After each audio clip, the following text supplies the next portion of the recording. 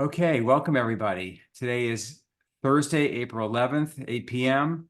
I want to welcome everybody to our Environment Committee meeting. That's what it officially is, but actually it's a lot more. Today it's an educational opportunity for the town, the residents of the town of Somerset.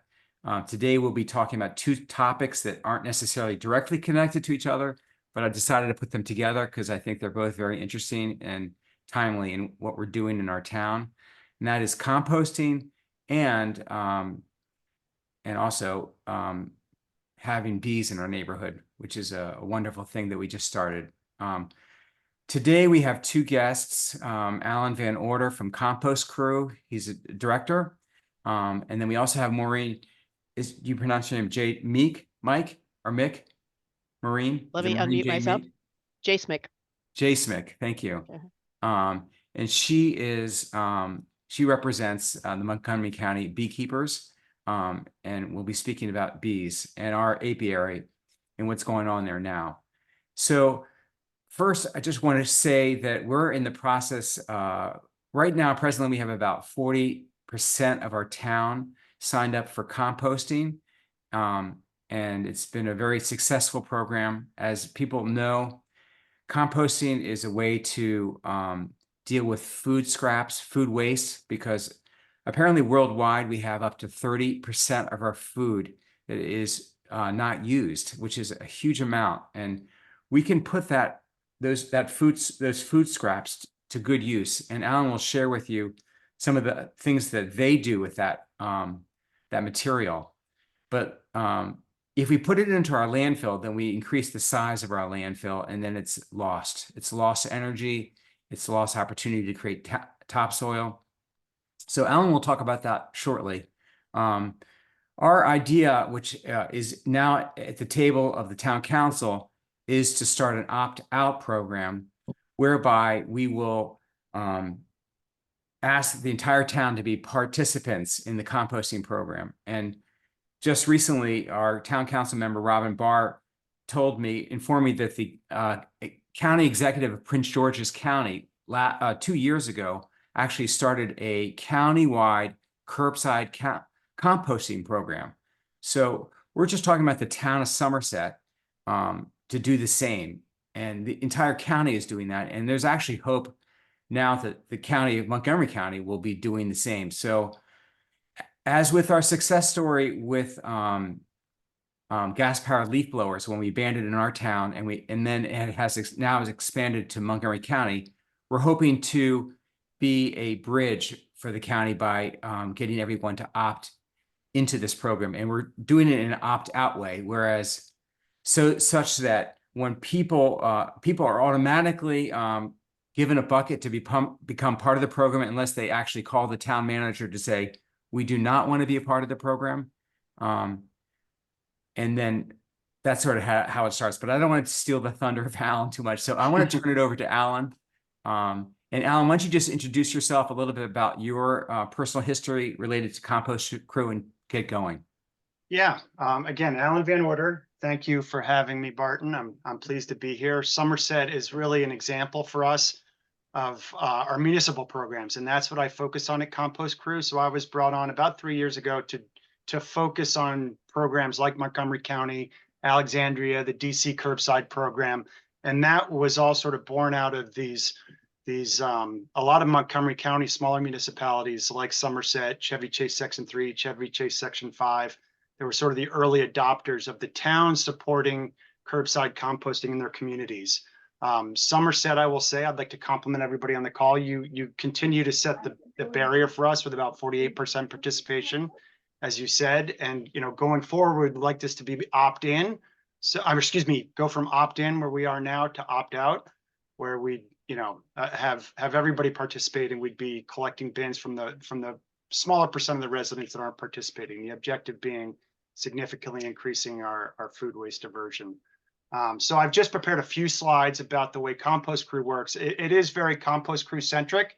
I welcome any questions about backyard composting and composting in general and food waste diversion. I'll do my best to answer. I'm sure some people on the call have just as much information as I do about the larger waste picture, but I'd be more than happy to address any questions. But let me try and figure out how to share my screen here and just go through a few slides with everybody. All right, I've got split screen. Are you able to see my screen? Yes.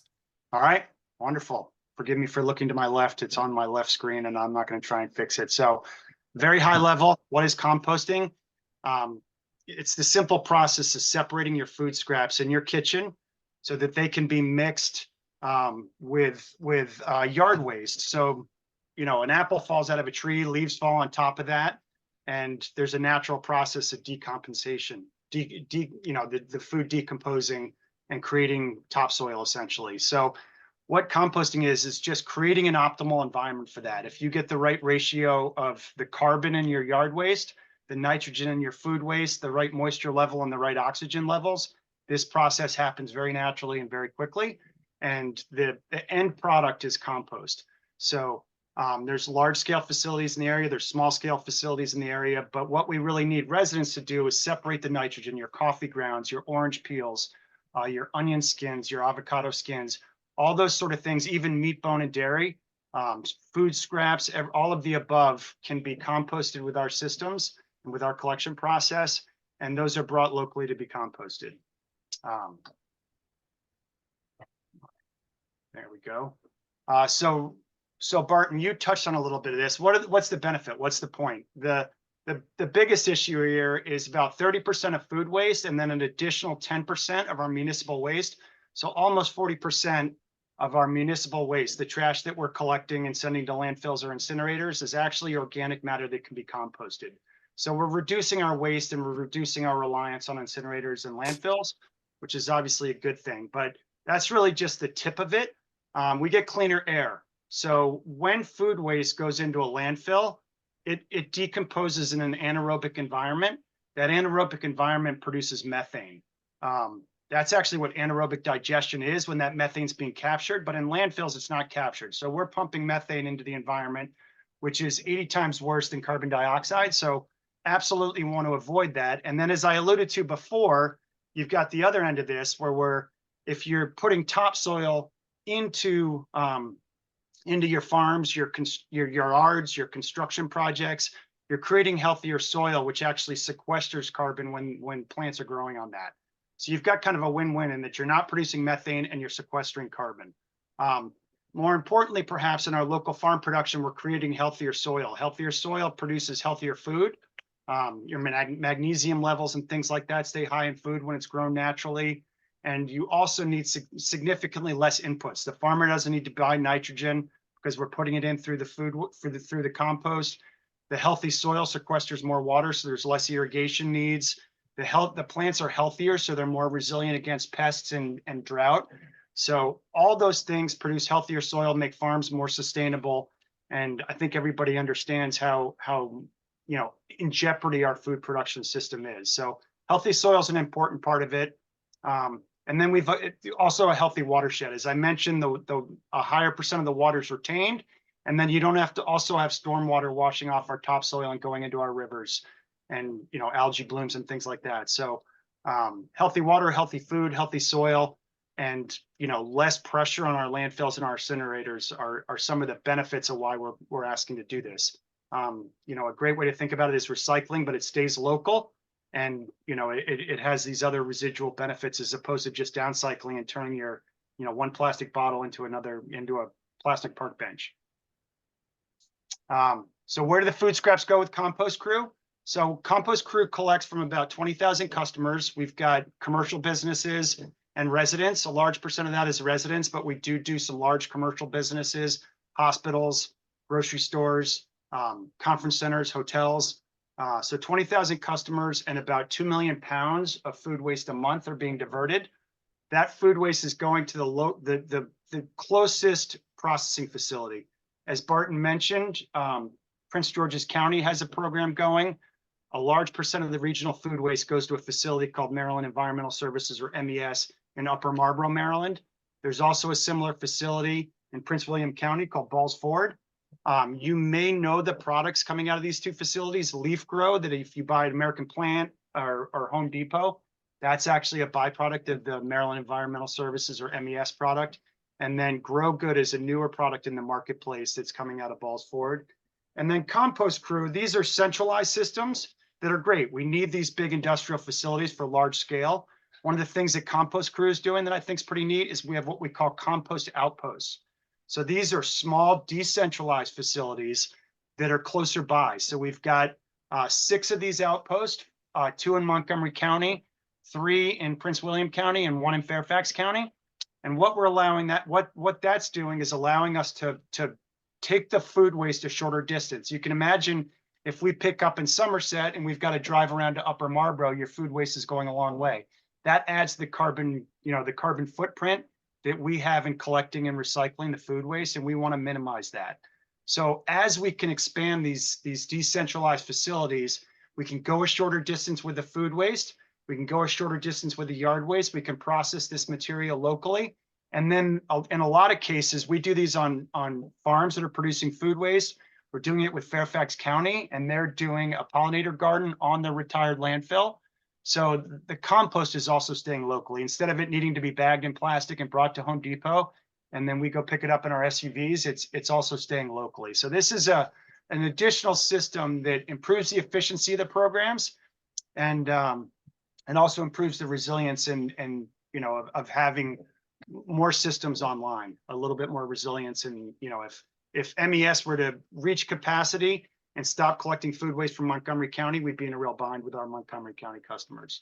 We wouldn't have a place to process in Montgomery County. So I've got a picture here following up. This is our new compost outpost in Greenbelt. So this was a program we've started collection in Greenbelt. It's a new market to us. And then we've also built this compost outpost. So what we're doing is we're taking repurposed shipping containers, and we aerate the bottoms of them. We have like basically bounce house blowers, small blowers that push the air into the back, and we can put a ton of food waste. It's about 220 homes and 3 tons of yard waste into each of these bays. We have systems that do we fill 3 or 4 bays a week, and some of our larger systems, the Greenbelt one does 2 tons a week of yard waste and 6 tons a week of yard waste. So those are our compost outposts. You can't talk about food waste diversion and compost without talking about smells and pests. So the attractant to the unwanted wildlife is happening anyway. We're putting our salmon skins and our dairy, our meat bones into our trash now. It's being mixed in with cellophane. It's in large trash cans that don't close all the way because of yard waste we might have in there or something. So not only is the attractant there, it smells more and it's more accessible. So I can't tell you that we're not going to have raccoons and rats and other type of animals trying to get into our food waste. But when you mix that desirable salmon skin in a dense mixture that has coffee grounds and onion skins and everything else, it doesn't smell as much and it's less accessible. And then we've got the bin here is our 7-gallon bin that has a latching lid that I've seen these with scratch marks on the top from raccoons. They are difficult to get into. You don't have an opposable thumb and know to press the little lock at the bottom at the same time you lift. So it's not a perfect situation. Obviously we're going to in urban areas where we're putting our trash out, but it certainly reduces both the attraction and the access, making it a little bit preferred to certainly putting our food waste out in the trash. So the diversion process, how does it work? Meat, bones, coffee grounds, the paper products get a little bit more complicated, but we can certainly, soil pizza boxes. I tear it in half and put the unstained portion in my recycling, and then I tear up the greasy part and put it into my compost bin. Same with compostable clamshells and things. Paper towels are absolutely fine. It gets a little complicated with coffee cups, ice cream containers, anything that's wax coated you want to avoid. but I just have a small container on my, a gallon container on my counter. 2 or 3 days of scraping our coffee grounds and our food scraps into that. It fills up. It goes into an outdoor container. That's put on the curb the night before my collection. I come back in the morning and it's empty, and I've got a BPI is the certification process, a starch-based compostable liner to help keep the bin clean. That's absolutely optional. You don't need to use the liner. We just find that the liners make it accessible to more people, saves water and having to wash your bin out every week. So it's a little bit of a trade-off. It makes it more accessible to a larger group of people. The cleaner and more convenient you can make this system, the more people that will participate. I would love to avoid the bags, but as I say, you're going to have a messy bin every week, which creates a different problem. And then the last slide here is the sign up process. So if you go to compostcrew.com, there's a sign up page. And what we've done is we've mapped out the town of Somerset. So if you go into that area, it's absolutely free to sign up. The city takes care of the responsibility of the option of your bin. We use 7-gallon bins and 12-gallon bins. The 12-gallon is nice if you're a family that likes pizza, and those boxes take up a lot of space. In the summertime with pineapples and watermelon, it can take up a lot more space. But I do want to reiterate, the objective here is not to fill up your bin. I encourage everybody to shop responsibly, store their food responsibly, eat their leftovers. We're not trying to fill the bin up with the extra capacity. I always feel that's important to point out. But yeah, the two options are the 7 and the 12. And then we send a weekly email reminding you of your collection. And then we'll send you a status email saying your bin was missing or your bin was collected the next day. Yeah, that's about it. I've got a list here. We call this the list. It's probably hard for you to read, but this is the yes products are very straightforward. If it grows, it goes is kind of the general rule. The no products are recycling and non-organic material. Common contaminants are, the rubber bands and the ties that come on your produce. Produce stickers, unfortunately, are not compostable yet. It would be great if they got there. Pet waste, bathroom waste, we want to avoid all that. And then again, the tougher ones are chopsticks, corks, and some paper products. That's the information I prepared here. I welcome questions. I hope there are a lot of questions about it. And as I said, this is very focused on Compost Crew and our system. I do welcome other questions on the larger process of food waste, backyard composting, drop-off programs in the area, whatever people are interested in.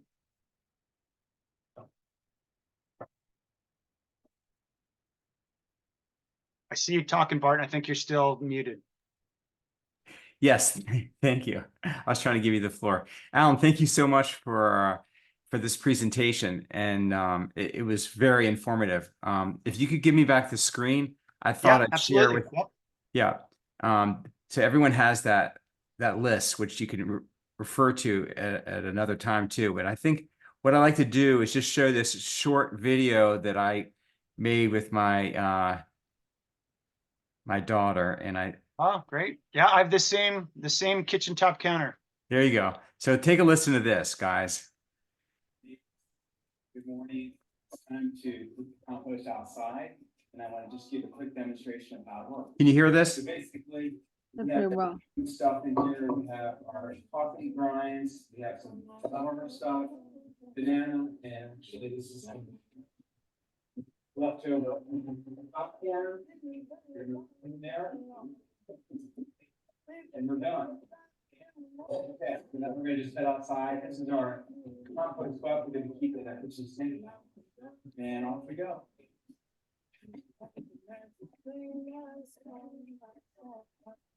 Just right here. My bucket is pretty large. It's small, like some people. Empty it out. Mostly empty. Okay, that's it. That's how simple it is. And every Tuesday morning they come. So I would take out your compost bucket, roll it out to the street Monday night, and you're good to go. Yeah. Okay, so that was a quick presentation of how we do it. Travel with your kid, but don't. Sorry about that. Anyway, if you have a question, just put up your yellow hand to share a question, and we'll start with Debbie, who is also one of our town council members. Go ahead, Debbie. Okay, I have a couple of questions. I noticed that your little kitchen bin, Barton, was one with the holes in it at the top. I have one of these that doesn't have any holes. Do I have to have one with holes in it? Can I have, because my bucket just closes, and I got it at the Container Store, I think, and it doesn't, and there's no smell from it, which is what's really neat. So what's the deal? Right. So the answer to that quick answer is the top on that bin actually has a mesh filter in it, like a carbon type filter in it. So it acts to keep aerating through the system. It doesn't make it sealed, and the air comes out through the holes. Maybe Alan can describe it better than I can. Yeah, you're exactly right. I think the only concern I would have with a sealed container is it sitting in there for too long. And it's a small amount of food. It's not like a trash bag full of food in a landfill creating methane. So yeah, the filters with their charcoal filters that prevent bugs being able to get in and out, but seals it off. So it's not a problem. I would say that using a yogurt container or an old mayonnaise jar, pickle jar or something is absolutely a suitable solution. Or Tupperware, an old piece of Tupperware is absolutely suitable for a kitchen top counter. It's just a personal aesthetic thing. I would avoid ones with open holes. Some of them do have open holes, and even just a fruit bowl, fruit flies are going to be a reality in the summertime. It can get worse if you have big enough holes that fruit flies can go in and out of your kitchen top counter, kitchen caddy. Okay, two more things. One, Yep. You showed us some, like Barton, you have your outside compost bin. I Yes. have the same one. But around the neighborhood, and the first one I got was a round like paint can thing. Right. Have we gone to the bigger ones like you and I have, or what? Alan? Yeah, absolutely. So we used to use the 5-gallon containers, which are the paint can ones. There are a few challenges with that. First, screwing on and off with your BPI bag can damage the bag. Second, those freeze into place. We saw that a lot this winter with the DC program. They're using the 5-gallon ones. They don't empty all the way, so the green ones without the sealed lip are a little easier to wash. And there's the 20% capacity going from the 5-gallon to the 7-gallon is a benefit. The 5 is a little small if you've got a family of 4 or 5. Even being careful with your food scraps. If you've got a watermelon in a 5-gallon container, a watermelon or two, 5-gallon containers not much. So in answer to your question, yes, Compost Crew has gone from the 5-gallon buckets to the 7s that I showed in the presentation, right, and the 12 that Barton showed in the video. The only difference, they look very similar. One just has wheels and is obviously bigger. No, I think it's great, because once I switched over to one of those, it made my life much easier. I also want to encourage people that, like I see Barton, you walked outside. You had to take your little bin outside. Okay. Those of us that have like a garage off our kitchens, like I do, is I keep my green bin in the garage, and I easily can empty my compost bin, which really it's really seamless for me. I know that isn't for everybody, but I've seen other people put it right outside their doors, like in their back porch or something. Okay. So it's really quite easy to do if you want to do this. There's not a big barrier here to entry. Thank you for saying that. It's a personal preference where you want to put that bin, like you just said, Right. Garage, side next to the door. Yes. And I'd only like to add this: the smell really is an issue. Mine sits, out of my. I live in DC, and I have a small, back porch with an outdoor table, and we'll eat out there in July with our compost bin. 6 days of collection there, and when they're in those green containers, and your mix of materials is right, smell is really not an issue. So I would just reiterate that it's the yuck factor. People have a perception of separating their food waste. With weekly collection, that's just not a factor. No, I have no problem with it. I want to encourage people that it's great, and you don't have to worry about the smell. Great. And I will just add that, I did visit the good company that does our recycling, and they did say that they will take pizza boxes that have some food in there. I mean, like the stains and stuff like that. They said, if it's 3% stained with some, they'll still recycle it. It doesn't have to be That's good to know. pristine clean. And I think, and maybe correct me if I'm wrong, but it's probably better to recycle a pizza box than to compost it. Would you agree with me on that, Alan? Absolutely. Yeah. I mean, there's a hierarchy in all this, right? Like we want to make sure we're not buying food that's wasted. If you have a fruit bowl and you're going away on vacation, please don't throw it in your compost bin. Ask a neighbor if they want your apples and bananas, sort of step Right. one. Animal feed, so donation comes first, animal feed comes second, composting comes third, and then obviously landfilling is the least desirable. And similarly to your question, Barton, recycling is preferred, but you can't recycle a soiled paper napkin that you used, at dinner or something, and that is compostable. It's simply a paper product that goes into the, replaces wood chips or yard waste in the carbon portion of the composting. So it's absolutely fine to put into your bin. Great. Okay, so we have two more questions. I'll start with Eloisa Marquez. Did I pronounce your name correctly? If so, yes, please. you did. Eloisa. Eloisa. Okay, please go ahead. Well, my question is, I think I must have missed the beginning of the presentation. I still have the old bin, the one with the screw lid. I'm using it and it works. Yeah, there is a problem with the screwing, and sometimes I tear the plastic or the bag. But how do we substitute it? That's what for the 7-gallon one or whatever. So it's a simple process of requesting a new bin. So info@compostcrew.com, and you can put me, ALAN, Alan at Compost Crew and CC, and I'll make sure it gets taken care of. But yeah, we can swap that out for the 7-gallon bin. Right. So all right. I have an account, so I will just go in. and making a request on your account as well. Yeah. Works. Okay. Oh, So that's Thank you. common for all people who have. Yeah. So we switched to the 7-gallon bins, I want to say late 2021. So, if you've been in the program, we've been working with Somerset for, it'll be 10 years in July, if I'm not mistaken. So there's certainly a portion of the bins that are 5-gallon bins. And, I would encourage you to do it if capacity is an issue. I would ask that you not do it because we're going to drive there and we're going to swap it out. And, we'll find something to do with the bin, but we'd prefer not to swap out bins if they're still useful to the homeowner.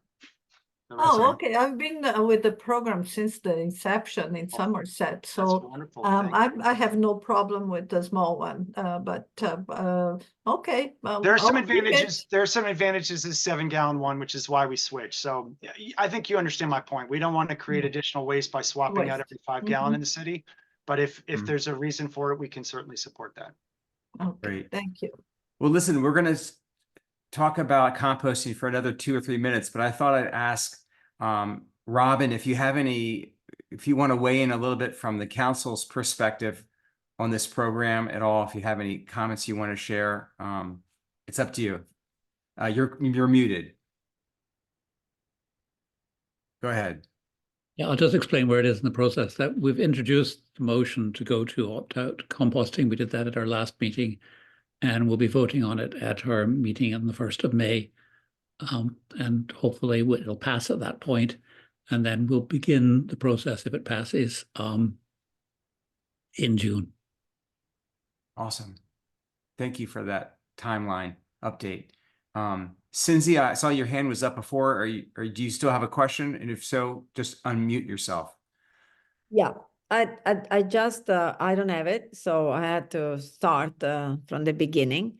And unfortunately, I had to put in the garage because I don't have a space outside. And then it's always been my concern about composting because I'm so afraid to have, mice inside the garage. But I noticed that this new one, they have a kind of lock. So it should be safe because my fear was, small garage, we have everything there. I don't have space to keep out. So I just want to ask you if it thinks that it will be fine, even in summer when it's very hot. Should be okay? Let's Yes. ask.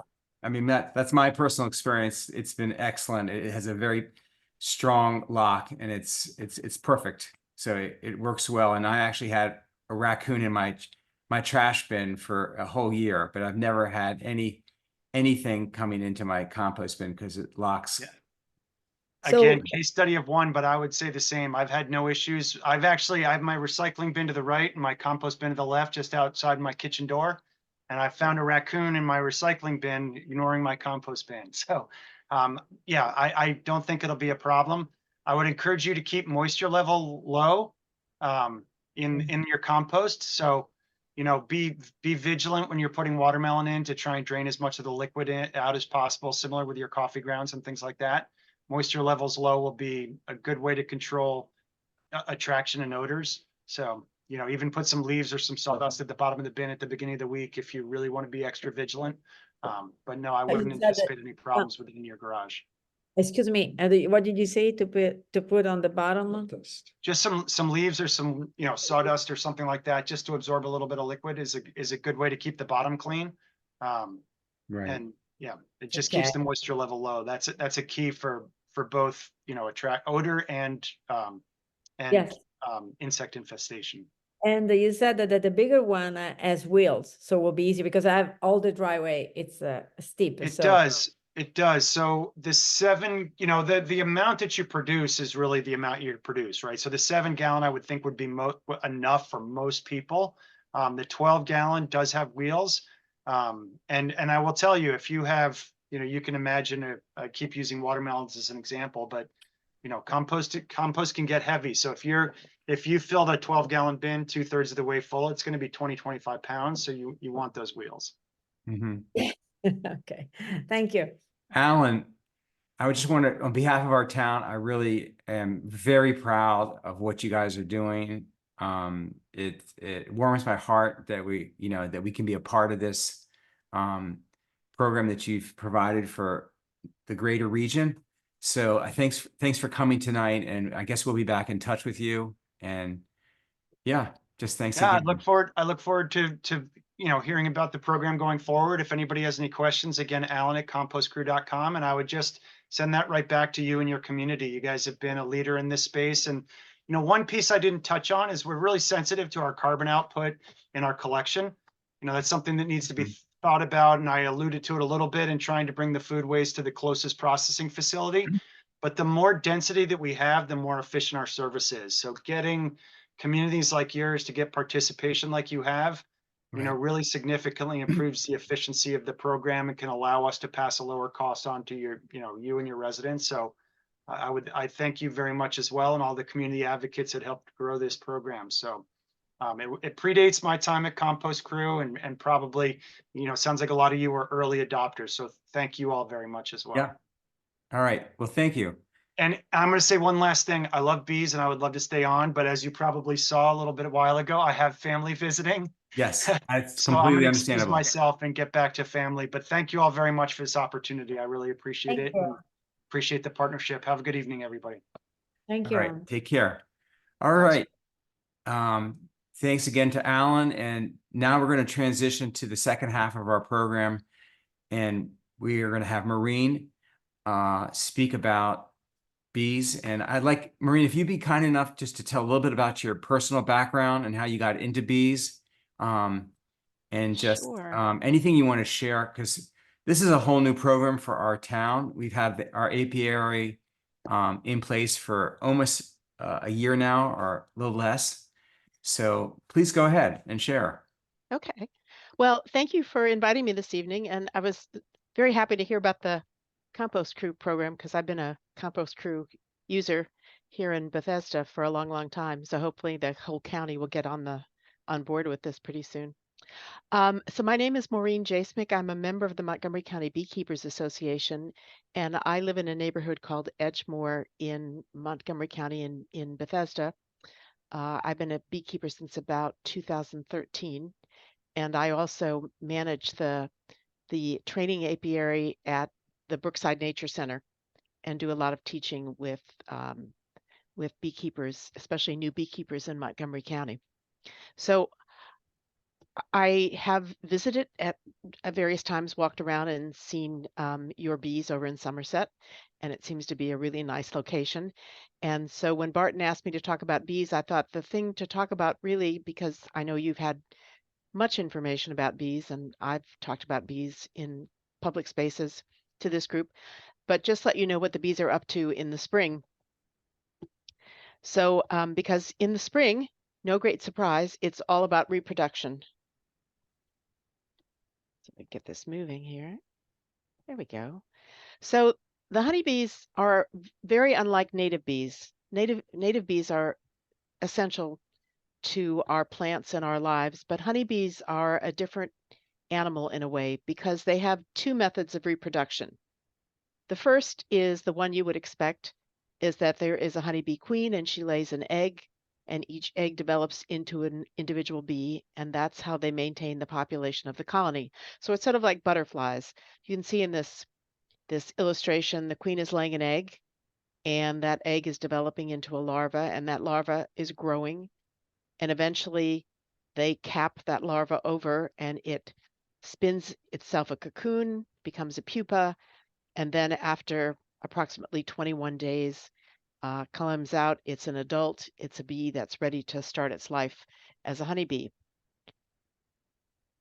But the second way that they reproduce is the one that most people may be more familiar with if it happens in their neighborhood, and that is for the colony to send its queen and up to 50 to 70% of its bees out of the hive to find a new home.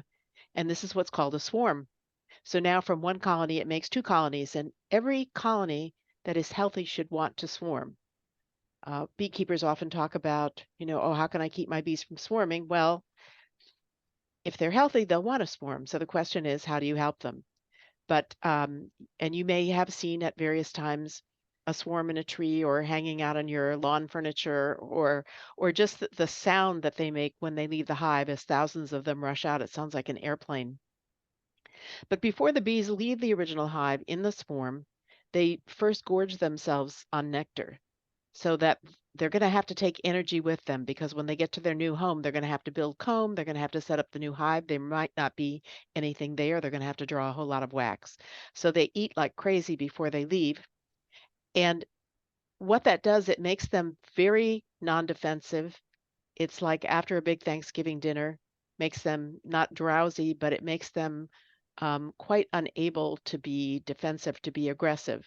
So swarms can be very noisy while the swarm is leaving, but it's also very gentle when those bees land. So here's a swarm. Just, it's, as I say, it's pretty dramatic. Bees all over.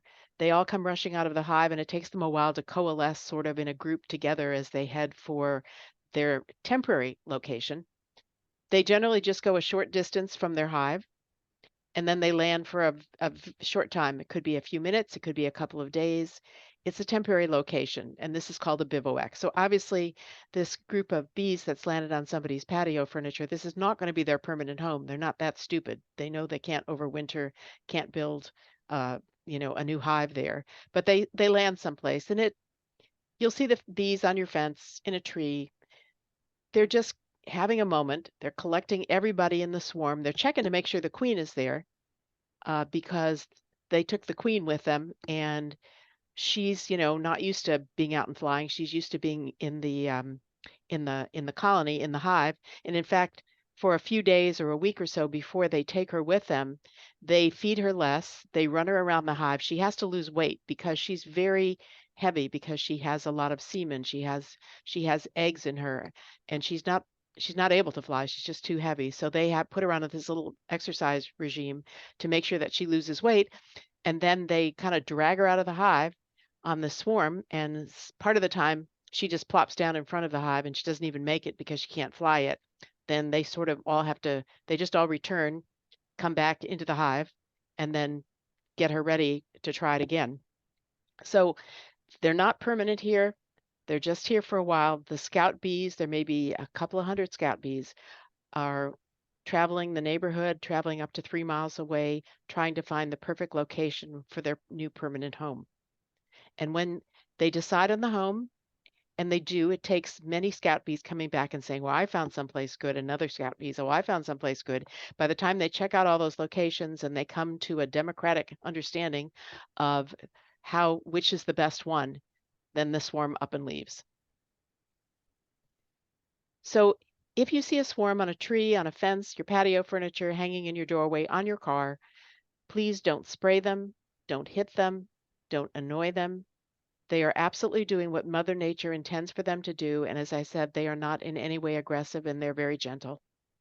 So what you should do, though, is you should contact Montgomery County Beekeepers Association and ask for someone to come and relocate the swarm. So help them into a new home. And this is exactly what this person is doing here. This is what I was doing last weekend in my yard. I was clipping a crabapple branch that one of my hives had swarmed to and just taking it over to their new box. So this is the contact information, MontgomeryCountyBeekeepers.com. And at the top of the page, there's a ribbon that runs across the top, and you just click on Report Swarm. Read the information, fill out the form at the end. And I say read the information. We get a lot of calls for bee swarms in the fall. We get a lot in the spring that are actually bees. Then we get a lot in the fall that are actually yellow jackets. Because, at the end of the summer, the yellow jackets, after the queens have left and have, buried themselves into the ground to overwinter, leaves all the worker yellow jackets, and they're all going to die eventually. They're not going to overwinter, but they really don't want to. And so they end up in people's trash cans looking for the sugar from the sodas and stuff. So we ask people, to make sure, maybe even take a picture, tell us this is actually, these are actually honeybees. Fill out the form at the end. The swarm master is very quickly, within a few minutes, gets the word out to the swarm catchers, the people on the swarm catching list. And so begins the process of someone saying, yep, I'll go and get that one. And that one will be in touch with the homeowner or whoever the person is that contacted them. So I just wanted to put in a plug for the native bees in spring, because we have about 200 plus varieties of native bees in Montgomery County. They do not swarm because they don't live in colonies, with the exception of some bumblebees who build colonies during the spring and summer, but those colonies do not overwinter. It's just the queens that overwinter. So the native bees' only method of reproduction is egg laying by the queens. And the queens overwinter, they dig themselves into the ground. They're tiny bees. They go into stems. They hide under garden debris. And this is why we leave our yards wild in the fall and winter, that we don't clean everything up and, mulch everything over to be like picture perfect. Because if we did that, there'd be no place for the winter bees or the native bees to overwinter. So as Barton can tell you, this is the front hill in front of my house. It looks like this in winter. There's a lot of leaves there. I leave up some grasses, because not only do the bees need stuff to hide in, but the birds come when the weather is chilly and cold, and they'll go in the grasses. And also they will, now in the spring, as the grasses are collapsing, they'll take the pieces to make nests out of. So it's a good thing. And I also think it's more interesting than a whole lot of mulch. And then before I finish, I just want to do a public service announcement for fireflies and moths. So these are the nighttime pollinators. Sometimes we don't think about that because we are in our houses and we don't see them. But just to remind you that too much nighttime light is harmful to wildlife. It can affect their migration patterns and their hunting abilities. And for fireflies, light pollution interferes with their attempts to signal each other. So the males can't signal to the females. And so it makes it very difficult for them to mate and to reproduce. And of course, the bright porch lights and the landscape lighting can also interfere with lightning bugs, their mating signals, and the nocturnal pollinators. Moths are important nocturnal pollinators. There are some plants who have to be pollinated at night. So please don't forget what happens in the evening. I know there's those evenings when you got to leave the light on for the Amazon delivery guy, but it's not every evening. And I've also been reading about plastic gels and light bulbs of different colors that people have been recommending, amber colored ones that are not as attractive to nighttime pollinators, but I don't know the science on those yet, so I can't really recommend them. I was checking with the Xerces Society today and I couldn't find any information on them. So that's it. So if there are any questions, I'll try to answer them. Wow, that is really interesting. Thank you so much, Maureen, for Sure. sharing that. You can see Maureen's email address there, and maybe if you could let go of your screen, we can go back to our forum where we can all see each other. Yeah. Well, I mean, I think, you sort of made a plug for the next major topic of discussion, which, obviously you were just talking about the bees, but basically trying to make our yards more, what I like to say, like a national park. We all like to visit national parks, and they're a very natural place. And we sit in our back deck and we listen to the birds. And anytime there is areas that are not well groomed, like you said, Maureen, that's where most of the animal action is happening. So anyway, I digress, so we can get back to that. But in the meantime, let's ask the participants, anyone who has a question, to raise their yellow hand, and we'll start with Debbie, who again is one of our town council members. Please go ahead. So I've noticed lately when I sit on my front porch, I get some bees. I get like 4 or 5 bees swarming around, and they don't come near me, and they're just checking out my plastic furniture and my siding. And I wonder, is that a little swarm? No. Is it a honeybees, or is it carpenter bees, or Not bumblebee? carpenter bees. I know that because I've had them once many years ago. Okay. I have a hole to prove it in my siding. Yeah, there you go. But they're not doing what the carpenter bees did. Okay. But they are just it's like they're lost. And it's like, 4 or 5 of them or so on my porch, and I kind of feel badly for them. I wonder, what did they miss the boat? What are they doing? What are they doing on my porch? I don't know. They could be just smelling stuff. So what happens in the morning for bees is, so I have this hive, and it's maybe got 50,000 bees in it at the height of its population in at the end of spring, beginning of summer. And in the morning, not everybody goes out, but some of the bees go out, and they kind of report back what they found that was interesting. So if there's a big patch of something, or the black locust trees are in bloom or something like that, and they'll come back and they'll just report that, and then they do what everybody knows that now is the waggle dance, and they'll explain to their sisters where this great stuff is, and you should go. You should go and you'll find great stuff. So it could be, I don't know about those bees, whether they're honeybees, whether they're native bees. They could be just scoping out the area to see if there's anything good there. There could be the other thing that they do, bees consume a lot of water. And so if you have a small container of water with marbles or corks or something in it, so that bees can, because they don't swim, that they can stand on it and slurp up water, native bees too. So they could be looking for minerals on rocks, because they do salt and minerals. It's hard to say what they were looking for. So, but I don't think. There's a cat. It's not my cat.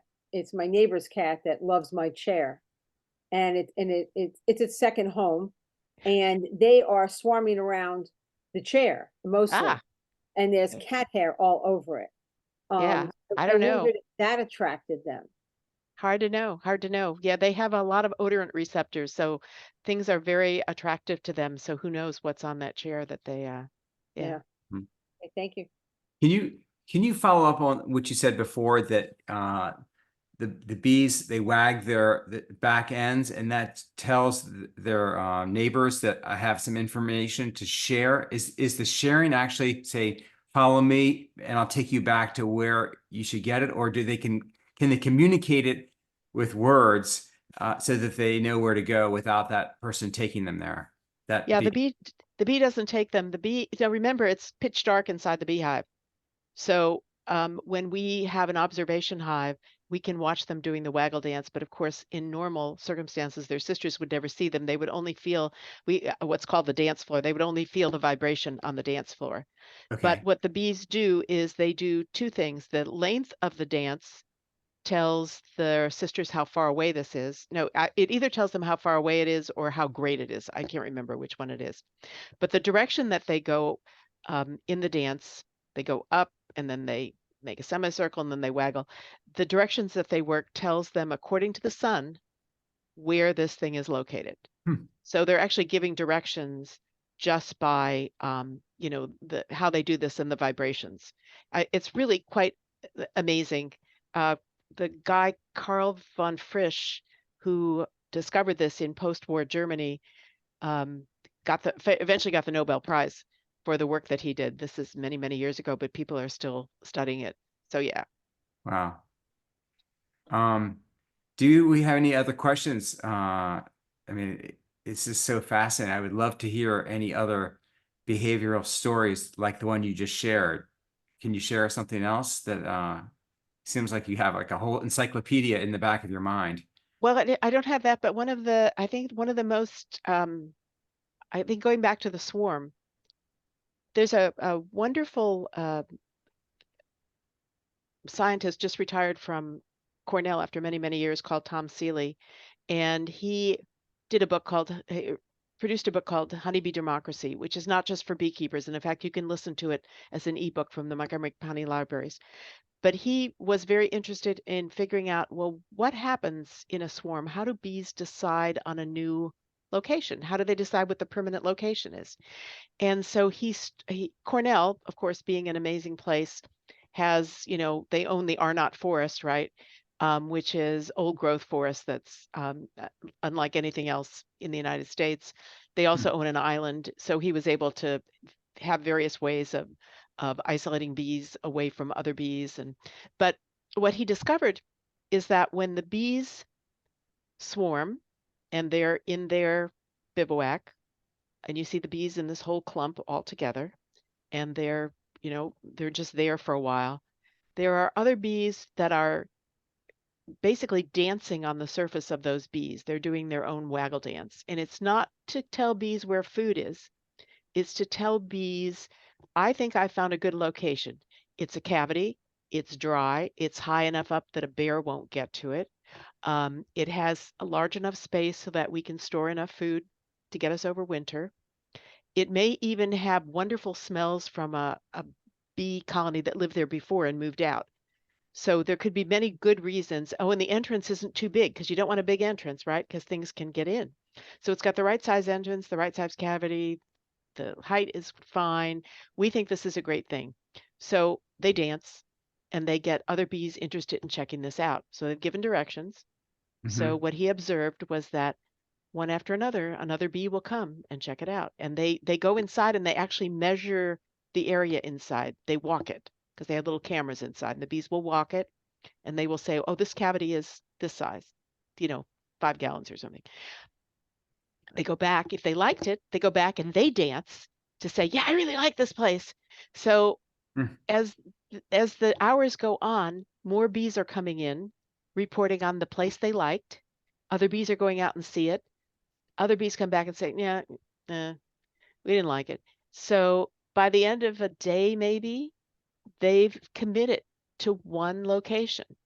And he called this book Honeybee Democracy because they indeed do essentially vote on, you know, what they liked and what they didn't like. And then after it's determined, then the swarm takes off and you can see them and they leave for their new home. So it's quite amazing to me that they, you know, that they do this. I mean, it seems like it could be quite chaotic, right? If you've got 20,000 bees trying to decide on a new home, but apparently they're set up to do it in a way that's quite remarkable. So I like that behavior of bees. That's so awesome. So just to tell everyone, actually our beekeeper, Elizabeth Harris, was not able to join us tonight, but I did notice that she has started work on the apiary in our town forest. And I noticed that at the entrance, which is a small little slot, like Maureen mentioned, there's like a screen cage that's right in front of it. And inside that cage is a lot of swarming bees, as well as some bees just around the apiary. So maybe you could speak to that and what actually Elizabeth is doing at this point. So it's a screen on the front of the hive. Yeah, it's about the size of like a Yeah. shoebox. It's probably, it sounds like a robbing screen. I haven't seen it. So what you do is you want to keep bees that don't belong to that particular colony, you want to discourage them from trying to get in and rob it. But you also Ah, want to discourage, you really want to discourage yellow jackets and wasps from going in and robbing out the colony, which they will do, and they will do a fair amount of damage if they can get in. So what you do is you have this box, this screen box on the front of the hive, and there is the pheromones, the odor or the great smell of honey from the hive will come out through that screen, so anybody can smell it. But the actual entrance that the bees get in and out is actually now at the top of that box. And it's just opened. It's a small opening. Everything else is closed off. So the bees that live there put down a pheromone trail so that their sisters can find the entrance. But strange bees and yellow jackets can't. hmm. So it's a way of protecting, and I always recommend to my beekeepers, and we've got one on every hive in my apiary and also um, at Brookside to do that because it's just safer. Because not only do the bees rob out the colony, but bees can also, if you're a beekeeper that takes good care of your bees, keeps them healthy, you don't want bees from not so healthy hives, bees carrying diseases, bees carrying pests, to get into your hive. So I think it's a good way to, keep your hives healthier and just make sure nobody you want in there is just walking in the door. So what is the name of that screen? I shoebox? believe what you described is called a robbing screen. Robbing screen. It should be called an anti-robbing screen, but Right. And yeah. that's something you recommend beekeepers have on their bee I do. all In the the time. classes, yeah, in the classes that I teach, I do. I don't see any reason to take it off. Every once in a while, during the winter, I'll take mine out for a brief period of time because, in the winter when bees can't fly, there are still bees. Every day there are bees dying in the hive because they only live 21 days. And in the winter, there are bees still dying in the hive. But bees are very hygienic. And so every few weeks during the winter, I will just take it off for a moment and brush out any dead bees. The bees will normally carry them out themselves, but why make them do, more work when it's cold outside, right? And also bees don't like the smell of rotting bees. So I will take it off and just clean it. But otherwise, I pretty much leave it on all the time. So the lifespan of a bee is 3 weeks, did you say? Well, the lifespan, I'm sorry, I was mistaken. The lifespan of a bee in the spring and summer is maybe 5 or 6 weeks. Mhm. So what happens, they emerge in the hive. It takes 21 days for them to emerge from an egg. This is worker bees. And then for approximately 3 weeks, they do tasks in the hive. So they help clean, they help take care of the young, they help take care of the queen. They are the ones that the bees who are foraging bring back nectar. They hand it off to the house bees at the door. And the house bees take it and they put it away and then they dehumidify it so it becomes honey because nectar is about 80% water. Honey is only about 18% water. So there's a lot of water to be gotten rid of there. So they do all these work in the hive. And then after about 3 weeks, then they go out, they do orientation flights, they learn to fly. And they haven't done that before. Mhm. And then after that, they become foragers. So they go out, they make many, many trips going out. They bring back nectar, which we know, they bring back pollen, they bring back water, they bring back tree resins because tree resin is something that the bees use to keep the hives healthy. And they pretty much, over the next 2 or 3 weeks, they just simply wear out their wings and one day they just don't come back. So they live approximately, 6 weeks. In the winter, however, what we call the winter bees, because they don't do any of that, they don't raise young, they don't fly out, they do very little. They're living in the hive. Those bees Mhm. will go for several months. So bees that emerge in October, November, they will be living in the hive until maybe February. Hmm. So all they're doing at that point is they're keeping the cluster warm. So the bees are clustered, they're keeping it at a certain temperature, but they're not doing much in the way of raising young. So they don't have all the activities that the regular we think of bees doing, they don't do. Hmm. So they live a That's lot longer. great. Well, Maureen, thank you so much for Sure. sharing some knowledge. This was really very exciting for me, and I hope it is also for everybody who's been here this evening and who will watch this recording later. I'd like to bring our meeting to a close since we've been here for an hour. And It's been very informative. I think that the goal of the Environment Committee is to not only exact new help the town council with our recommendations to find more environmentally sustainable ideas, the way we run our town, but also to create an educational forum like this one, so that people can also learn about different things. So this is one of those evenings, and I want to thank everyone for coming tonight. So Thank you. thanks. Thank you, everybody. And we'll see you Thank next time. for organizing. Thank you. Thank you. All right. See you next time. See you next time. Bye-bye.